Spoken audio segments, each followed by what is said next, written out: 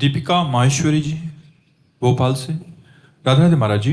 महाराज जी, आपने प्रवचन में बताया था कि संसार में जितने भी महापुरुष हुए हैं जिनका जीवन बदला है वो प्रतिकूलताओं का सामना करते हुए या उनका दर्शन करने से ही बदला है, परंतु मेरे गृहस्थ जीवन में भक्ति की सारी अनुकूलताएं हैं, तो क्या मुझे इस जीवन में भगवत प्राप्ति नहीं होगी महाराज जी? अनुकूलता का भोग न करो। अगर अनुकूलता को भोग करोगे तो भक्त कैसे?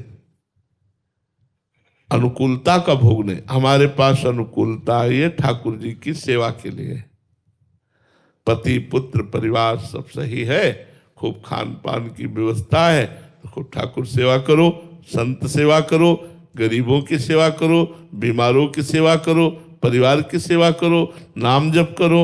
जरूरी है, प्रतिकूलता है, बड़ी कृपा है आपके ऊपर, लेकिन तैयार रहो, दिन है, रात आएगी, तैयार रहो। ऐसा ना सोचो सब दिन होत ना एक समान। प्रतिकूलता कदम पे कदम हमारी आध्यात्मिक प्रकाश को प्रकाशित करती है। हमारा जीवन प्रतिकूलताओं से भरा रहा है और आज भी भरा है।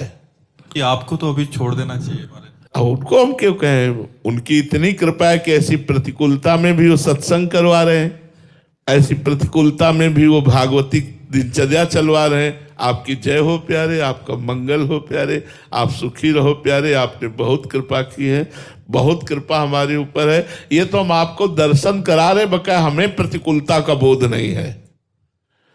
हमें प्रतिकूलता का, आपको सच्ची कहते हैं, हमें प्रतिकूलता का बोध नहीं कि मेरे प्रभु ने प्रतिकूलता दी, मुझे कृपा ही कृपा दिखाई दे रही। सभी महापुरुषों के चरित्रों में तो महाराज जी यही आता है, इतनी बड़ी प्रतिकूलता की एक आम इंसान हिल जाए महाराज जी। भक्तमाल में चरित्र पढ़ने को मिलते हैं, ब्रज के भक्तों में मिलते हैं, तो महाराज जी ऐसा क्यों? महाराज जी साधकों के साथ तो ठीक है कि उसको तपाया जाता है, पर सिद्धावस्था में भी महाराज जी ऐसा। मुख्य बात यह रहती है कि उनके अनंत जन्मों का हिसाब किताब बराबर होना है।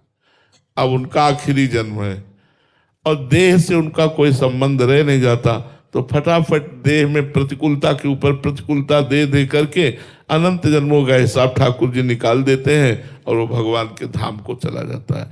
अगर हम अपने जन्म कर्मों को भोगें तो करोड़ों जन्म ले तो भी नहीं भोग पाएंगे, तो भगवान इसी जन्म में थोड़ा थोड़ा भुगता करके सब पावन करके, इसलिए बड़े बड़े महात्माओं को बड़े बड़े रोग, बड़ी बड़ी समस्या, बड़ा बड़ा दुख, वो सब पवित्र करके भगवान बुला लेते हैं। उनके सानिध्य में जो आते हैं वो तो मजे में हो जाते हैं। हाँ, स्वामी रामदास, कृष्ण परमहंस जी, विवेकानंद जी महाराज, महाराज जी उनके सानिध्यता में इतना सुख है। हाँ, उनके संकल्प में इतना दम है। वो मम भक्ति तो भोनम पुनात, लोक के लोक को पावन कर सकता है, दूसरों के रोगों को ऐसे नष्ट कर सकता है संकल्प से, लेकिन वो अपने जुकाम को भी नहीं ठीक कर पाएगा, क्योंकि वो ऐसे है, अपने लिए नहीं, अपने शरीर में सारी पीड़ा, सारे दुख, सारे भाव, और दूसरे के दुख की संभावना मात्र लगी कि दुख है, वो जान नहीं पाएगा, उसके दुख को अपने ऊपर ले लिया, वो समझ भी नहीं पाएगा।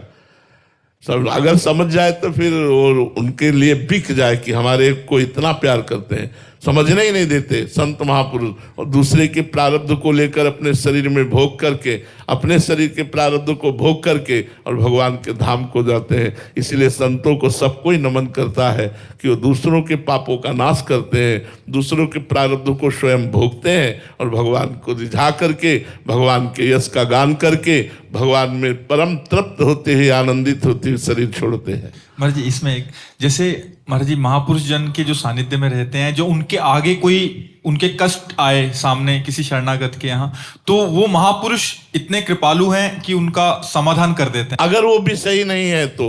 हाँ महाराज जी, वैसे ही ठाकुर जी के सानिध्यता का अनुभव करते हैं वो महापुरुष, तो ठाकुर जी महाराज जी, तो ठाकुर जी अंदर बैठ के देख रहे हैं ना, उसके मन को अपने आनंद में डुबो देते हैं और तन को भोग दे देते हैं।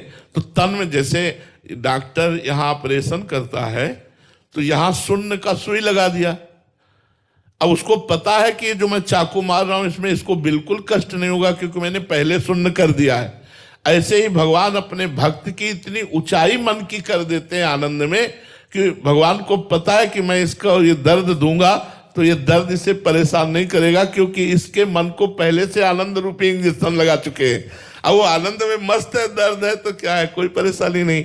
तो भगवान सर्वज्ञ है ना, ऐसा कष्ट नहीं देते जिसमें भक्त विकल होकर भगवान को भूल जाए, ऐसा तो नहीं देते। मतलब उनकी चिंतन की वृत्ति हमेशा बनी रहती हाँ, आनंद में बनी रहती, सब में रहती, आनंद में बनी रहती है।